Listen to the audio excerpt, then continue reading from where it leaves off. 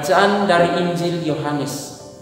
Di rumah ibadat di Kapernaum, Yesus berkata kepada orang banyak, "Akulah roti hidup yang telah turun dari surga.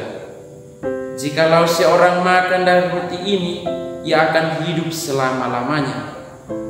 Dan roti yang kuberikan ialah dagingku yang akan kuberikan untuk hidup dunia." Orang-orang Yahudi bertengkar antar mereka sendiri dan berkata, "Bagaimana Yesus ini dapat memberikan dagingnya kepada kita untuk dimakan?" Maka kata Yesus kepada mereka, "Aku berkata kepadamu, sesungguhnya jikalau kamu tidak makan daging Anak Manusia dan minum darahnya, kamu tidak mempunyai hidup di dalam dirimu. Barang siapa makan dagingku dan minum darahku, ia mempunyai hidup yang kekal, dan aku akan membangkitkan dia pada akhir zaman. Sebab dagingku adalah benar-benar makanan, dan darahku adalah benar-benar minuman. Barang siapa makan dagingku dan minum darahku, ia tinggal di dalam aku dan aku di dalam dia. Sama seperti Bapa yang hidup mengutus aku dan aku hidup oleh Bapa, demikian juga barang siapa memakan aku, ia akan hidup oleh aku. Akulah roti yang telah turun dari surga, bukan roti seperti yang dimakan nenek moyangmu, dan mereka telah mati. Barang siapa makan roti ini, ia akan hidup selama-lamanya." Demikianlah sabda Tuhan. Pace eben. Bapak, Ibu, saudara-saudari terkasih dalam Tuhan kita Yesus Kristus. Pada zaman Yesus, roti adalah makanan utama. Roti yang berasal dari sari gandum, hasil kerja keras para petani gandum. Yesus tentu sangat memahami perjuangan para petani gandum dan masyarakat pada zamannya yang mencari rezeki. Untuk mempertahankan hidup mereka, Yesus juga selalu berbela rasa dengan yang miskin dan yang menderita kelaparan berkepanjangan akibat ketiadaan makanan. Tanpa roti dan rezeki, hidup manusia terancam mati. Tanpa makanan, manusia tidak dapat bertahan hidup. Selain petani gandum, juga ada petani anggur. Anggur menjadi unsur penting dalam hidup orang Yahudi pada zaman itu. Dari wilayah Galilea, bangsa Yahudi menikmati kemakmuran, kesejahteraan, dan pemeliharaan hidup. Mereka hidup dari hasil bumi dan air yang mengalir tiada henti di wilayah yang secara geografis gersang. Dari situasi kehidupan inilah Yesus mewartakan dan menawarkan roti hidup yang memberi kesegaran sebagai ungkapan pemeliharaan Allah yang luar biasa mengagumkan. Tidak lagi dengan memakan roti yang biasa, tetapi dirinya sebagai roti hidup. Bapak, Ibu, saudara-saudari terkasih dalam Tuhan kita Yesus Kristus, Injil yang baru saja kita dengar memuat suatu ajaran untuk makan dan minum tubuh dan darah Yesus sendiri.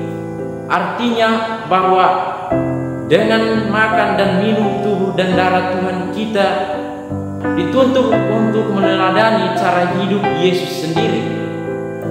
Yesus sendiri berkata, "Barang siapa melihat aku, ia melihat Bapa. Sebab Bapa dan aku adalah satu." Yesus berkata demikian karena demikianlah adanya menghidupi dan menjalankan teladan bagi kita, para muridnya. Gandum. Yesus tentu sangat memahami perjuangan para petani gandum dan masyarakat pada zamannya yang mencari rezeki. Untuk mempertahankan hidup mereka, Yesus juga selalu berbela rasa dengan yang miskin dan yang menderita kelaparan berkepanjangan akibat ketiadaan makanan. Tanpa roti dan rezeki, hidup manusia terancam mati. Tanpa makanan manusia tidak dapat bertahan hidup. Selain petani gandum, juga ada petani anggur. Anggur menjadi unsur penting dalam hidup orang Yahudi pada zaman itu. Dari wilayah Galilea, bangsa Yahudi menikmati kemakmuran, kesejahteraan, dan pemeliharaan hidup.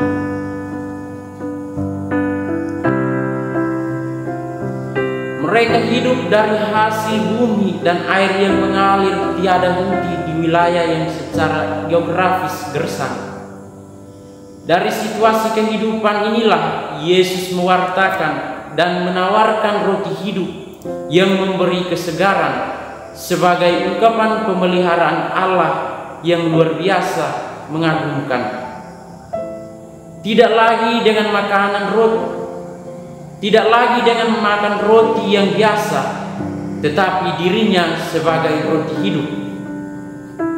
Bapak, Ibu, saudara-saudari terkasih dalam Tuhan kita Yesus Kristus, Injil yang baru saja kita dengar memuat suatu ajaran untuk makan dan minum tubuh dan darah Yesus sendiri. Artinya bahwa dengan makan dan minum tubuh dan darah Tuhan kita dituntut untuk meneladani cara hidup Yesus sendiri. Yesus sendiri berkata, "Barang siapa melihat Aku, ia melihat Bapa, sebab Bapa dan Aku adalah satu." Yesus berkata demikian karena demikianlah adanya menghidupi dan menjalankan teladan bagi kita, para murid-Nya. Sebab Ia diutus Bapa untuk mewartakan cinta kasih Allah di dunia. Yesus menyatakan dirinya sebagai roti hidup. Roti hidup yang dimaksud ialah dirinya sendiri. Roti hidup yang tidak hanya memberikan kehidupan selama di dunia ini, tetapi juga menjadi jaminan akan kehidupan di akhirat. Roti hidup itu tidak hanya sebatas memenuhi kelaparan jasmani, tetapi juga memenuhi kebutuhan rohani yang tidak didapatkan dengan uang, tetapi diperoleh secara cuma-cuma.